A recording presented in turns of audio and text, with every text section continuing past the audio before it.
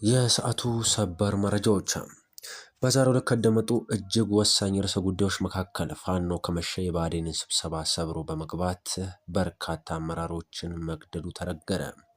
በአስክሬን የተሞላው ስብሰባ ማዕከሉም በዛሬው ዕለት አካባቢውን የናጠ ወሳኝ ኦፕሬሽን እንደሰራ ማሳየውን ሲሉ በርካቶች መነጋገሪያ አድርገውታል።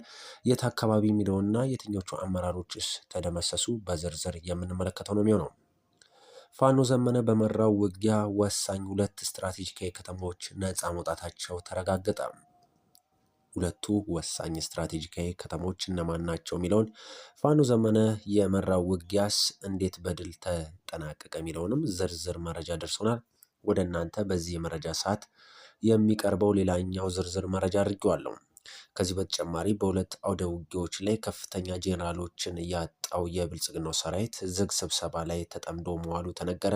በዚህም ዝግ ስብሰባ በርካታ እውነቶች መመዝገባቸውና ውሳኔዎች መተላለፋቸው ተረጋግጧል። በርካታ ጄኔራሎችን ያላስደሰተ ይህ ውሳኔ በርካቶች መነጋገሪያ አድርገውታል። የነበረው ስብሰባ ምን ይመስላል የሚለውና ውሳኔዎቹንም የተመለከቱ መረጃዎች ደርሰውናል። ወደ እናንተ በዚህ የመረጃ ሰዓት ይደርሳል።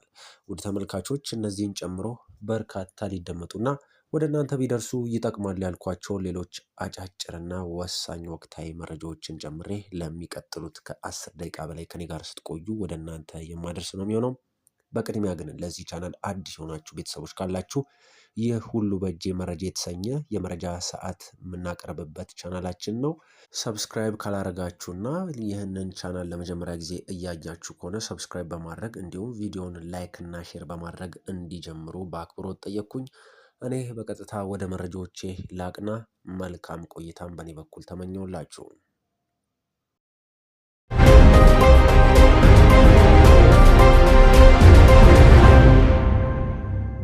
ሰላም ጤና ይስጥልኝ። በመላው ዓለም የምትገኙ ውድ ኢትዮጵያውያን እንደምን ሰንብታችኋል? በመረጃ ሰዓት ተገናኝተናል። መረጃዎቹን ወደ እናንተ እያደረስኩ ከሁሉ በእጄ መረጃ አብሬያችሁ የምቆይ ነው የሚሆነው።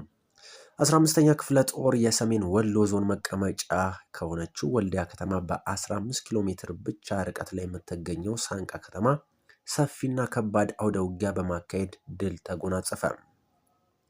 ከጠዋቱ 2 ሰዓት ተኩል ጀምሮ እስከ ቀኑ 11 ሰዓት ከ40 ድረስ ለተከታታይ 9 ሰዓታት ከጠላት ጋር ሲደረግ በነበረው ከፍተኛ ትንቅንቅ የ15ኛ ክፍለ ጦር ነበልባሎች የአብይ አህመድን ዙፋን ጠባቂ ሰራዊት ሙትና ቁስለኛ በማድረግ የአይበገሬነት ጽናታቸውን በታላቅ ጀግንነት አስመስክረዋል።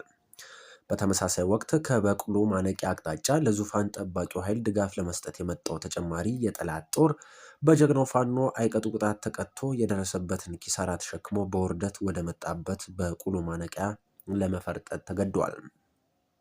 በንጹሃን ላይ የተፈጸመ አሰቃቂ ጥቃት የአገዛዙ ሰራዊት በጦር ሜዳ የደረሰበትን ሽንፈት ለማካካስ ሁልጊዜም እንደሚያደርገው የጥቃቱ ሰለባ ያደረገውን ንጹሃን ዜጎችን ነው። ጦርነቱ በነበረበት ቀጠና ሲጓዙ በነበረ አንድ የህዝብ ማመላለሻና አንድ የጭነት መኪኖች ላይ በከፈተው ሩምታ መኪኖቹ ተመተው እንዲቆሙ አድርጓል። በዚህ አረመኔያዊ ድርጊት አርቲስት ማዲቱ ሙዳይ ከልጆቿ ጋር በነበረችበት መኪና ላይ ጥቃት ተፈጽሟል። በተከፈተውም ጥቃት ሹፌሩን ጨምሮ 4 ሰዎች ሲቆስሉ 2 ንጹሃን ሰዎች ደግሞ ህይወታቸው ማለፋቸው ተረጋግጧል። ይህ በንጹሃን ላይ ያነጣጠረ ጥቃት የአገዛዙን የክፋት ጥግ የሚያሳይና የትግላችንን አስፈላጊነት ይበልጥ የሚያረጋግጥ ነው ያለው 15ኛው ክፍለ ጦር በጀግናው 15ኛ ክፍለ ጦር በውጊያ 3 ክላሽ እንዲሁ 5 ሳጥን የብሬን ተተኳሽ 260 የድሽቃ ተተኳሽ እና 470 የክላሽ ተተኳሽ መገኘቱም ተገልጿል። በሌላ አውደ ውጊያ አፋብኃ ሚኒሊክ እዝ 106ኛ ኮር 34ኛ ክፍለ ጦርና 22ኛ ክፍለ ጦሮች የጠላትን ጥፋት እንቅስቃሴ በማደናቀፍ ድል ማስመዝገባቸው ተገልጿል። መጋቢት 16 ቀን 2018 ዓመተ ምህረት ከጋሽና ወደ ወልዲያ በገፍ ኃይል በማስገባት 3 ወይም 03 ቢኤም 202 ዙ 23 ለቁጥር የሚያታክቱ እግረኛ እንዲሁም በዲሽቃና በሞርተር ጭምር በመታገዝ ወደ መቄ ዋድላና እስታይሽ አቅጣጫ የጥፋት እንቅስቃሴውን ለማራመድ ከጠዋት 2 ሰዓት ጀምሮ እስከ አመሻሽ 2 ሰዓት ተኩል ድረስ የቋመጠ ቢሆንም አይበገሬዎቹ ፋኖች ተለብልበው ተመልሷል።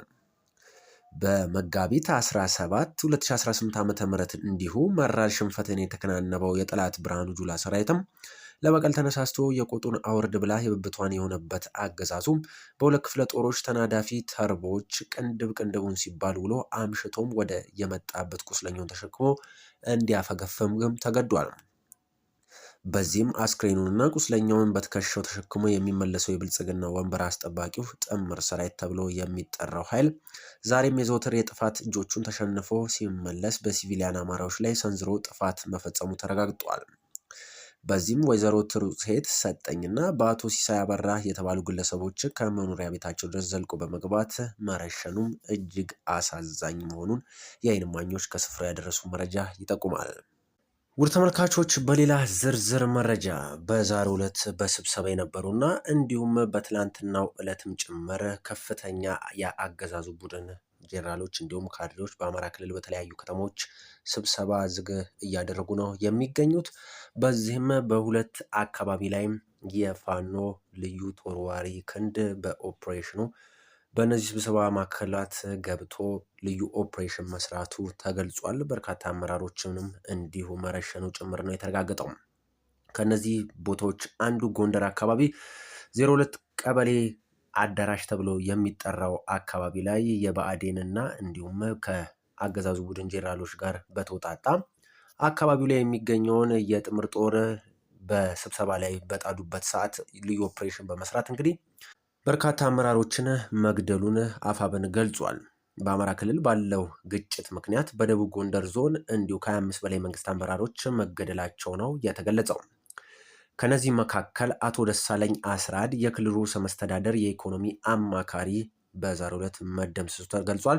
አቶ ወርቅነህ እንደግ የክልሉ ምክር ቤት የሕግና ፍትህ ተቋም ቋሚ ኮሚቴ ሰብሳቢ ነው። እንዲሁም አቶ ፍቅሩ አዱኛ የእብናት ወረዳ ወጣቶችና ህጻናት ኃላፊ፣ አቶ አዲሱ ቸኮል የእብናት ወረዳ ጸጥታ ኃላፊ፣ አቶ አስሬ ጌትነት ይህ በርካታ የአማራ ተወላጆችን ሲያስጨፈጭፍ የነበረ ግለሰብ እንደሆነ ነው የተገለጸው። የእብናት ወረዳ ሚሊሻ ኃላፊ ነው። አቶ አስሬ ጌትነት በዛሬው ዕለት በፋኖ ኦፕሬሽን ከተደመሰሱት መካከል ናቸው። በደብረ ብርሃን አካባቢም እንዲሁ አቶ ብርሃኑ የሚባል ግለሰብ እንዲሁ የወረዳ ወጣቶችና ስፖርት ኃላፊ የነበረ ግለሰብ መደምሰሱ ነው የተገለጸው። ከዚህ በተጨማሪም አቶ አበባ አድማስ የደራ ወረዳ ፖሊስ ሰው ኃይል አስተዳደር እንዲሁም ኢንስፔክተር ጌታቸው ሸረብ የተባለ የደራ ወረዳ ፖሊስ ዋና አዛዥ በዛሬው በፋኖ ኦፕሬሽን መደምሰሳቸው ከተገለጹ ሰዎች መካከል ነው። ምክትል ኮማንደር ፍትሃለው ጋይንት፣ ምክትል ኮማንደር ነጋሽ የሻለቃ አዛዥ፣ ምክትል ኮማንደር ደጀኔ የሻለቃ እንዲሁ አዛዥ የሆነ ግለሰብ፣ ሻለቃ መላኩ ሲሳይ ሻለቃ ዘመቻ መምሪያ፣ አቶ አስናቁ ቆየው የወገዳ ከተማ ከንቲባ እንዲሁ ከተደመሰሱት ግለሰቦች መካከል ናቸው። ከዚህ በተጨማሪም አካባቢው ላይ ከተሰነዘሩት ከ8ቱ በስተቀር ሁሉም ከሰሞኑን በፋኖች የተገደሉ ሲሆን 8ቱ ደግሞ በራሱ በአገዛዙ ምክንያት የተደመሰሱ መሆኑ ነው እጅግ መነጋገሪያ የሆነው።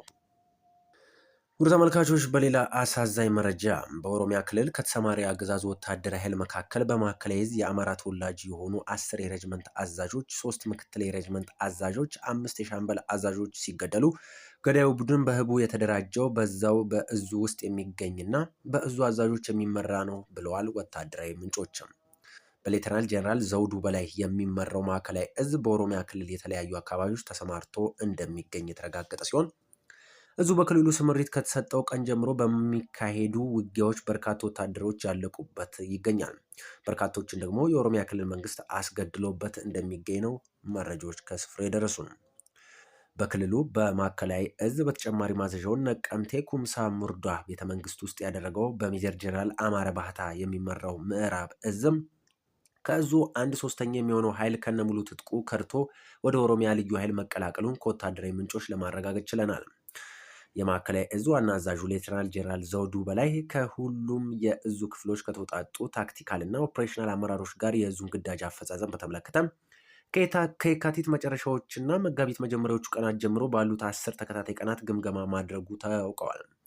በግምገማው የእዙ ምክትል አዛዥ ለኦፕሬሽናል ሜጀር ጄኔራል አብድሮ ከድርን ጨምሮ የኮር አዛዥ ጄኔራል መኮንኖችና ከከፍተኛ መኮንን እስከ ባለሌላ ማዕረግተኛ አዛዦች እንዲሁም በየደረጃው ያሉ የመካከለኛና የበታች አመራሮች የተገኙ ሲሆን በግምገማ መድረኩ የቀረቡ ሪፖርቶች እጅግ አስደንጋጭ ናቸው ብለዋል ምንጮቻችንም። በግምገማ መድረኩ ከቀረቡ ሪፖርቶች መካከል አንዱና ዋናው አስደንጋጭ ጉዳይ የአማራ ተወላጅ የሆኑ መካከለኛና የበታች ወታደራዊ አዛዦች ያለምንም ውጊያ ተገድለው እየተገኙ መሆናቸውን የሚያመለክት ነው። በሪፖርቱ እንደተገለጸው 10 የሬጅመንት አዛዦችና 3 ምክትል የሬጅመንት አዛዦች እንዲሁም 5 የሻምበል አዛዦች ያለምንም ውጊያ በሳንጃ ጭምር ተወግተው መገደላቸውንና በርካታ ደግሞ ቆስለው በሕክምና ላይ እንደሚገኙ ተነግሯል። ገዳዩ ቡድን በህቡ የተደራጀ መሆኑን የተገለጸ ሲሆን የእዙ አዛዦች ግን ገዳዩ አካል ማን እንደሆነና በማን እንደሚመራ በግምገማ መድረኩ እንዳይታወቅ አድበስብሰውት አልፈዋል ነው ያሉት የመረጃ ምንጮቻችን። አክለውም ከዚህ በተጨማሪ በዙ ውስጥ ከፍተኛ የሰራዊት መክዳት እንዳለ በግምገማ መድረኩ የተገለጸ ሲሆን ሰራዊቱን እያስከዳ የሚገኘው አንዱና ዋናው የኦሮሚያ ክልል መንግስት መሆኑንም ምንጮች አክለው ገልጿል። በምዕራብ እዝ ስር የ67ኛ ክፍለ ጦር አዛዡ ኮሎኔል ገመቹ ዲባባ የምስራቅ ወለጋ ዞን ዋና መቀመጫ በሆነችው ነቀምቴ ከተማ ባረፈበት ደሳለኝ ሆቴል የካቲት 30 2017 ዓ.ም ለመጋቢት አጥቢያ ሌሊት ህይወቱ አልፎ መገኘቱን በወቅቱ የዓይን እማኞችንና ወታደራዊ ምንጮችን ዋቢ በማድረግ መዘገባችን አይዘነጋም። ወደ ተመልካቾች የመጨረሻ መረጃን ወደ እናንተ በማድረስ የዕለቱን ፕሮግራም በዚሁ የሚቋጭ ነው የሚሆነው። አጭር ሰበር መረጃ ደርሶናል። በፋኖ ዘመነ ካሴ የተመራው ጥምር ጦር በዛሬው ዕለት የአገዛዙን ቡድን መረፍረፉ ተገለጸ። በ2 ሰዓት የፈጀ አጭር ኦፕሬሽን እየተደረገው በደንበጫ አካባቢና እንዲሁ 02 ተብሎ በሚጠራው ልዩ ስሙ ቅዳሜ ገበያ አካባቢ እንደሆነ ተረጋግጧል። በፋኖ ዘመነ ካሴ ልዩ ኦፕሬሽን አዛዥነት የተፈጸመው ይህ ድል ደንበጫ አካባቢን ሙሉ በሙሉ ለማስለቀቅ የተቻለ ሲሆን አካባቢው ላይ የሚገኘውንም ጊዜያዊ የአገዛዙ ቡድን ካምፕንም ነቅሎ እንዲወጣ ማድረጉ ነው የተረጋገጠው። ተመልካቾች በዚህ ዝርዝር መረጃ እንደደረሰን ወደ እናንተ የማደርስ ነው የሚሆነው። የሰዓቱን መረጃዎች እዚህ ላይ ጨረስኩኝ። ቪዲዮ ከተመቻችሁ እንደተለመደው ላይክ፣ ሼር እንዲሁም ማንኛውንም ሀሳብ አስተያየት ኮሜንት ሴክሽን ላይ ብጽፉልኝ ደስ ይለኛል።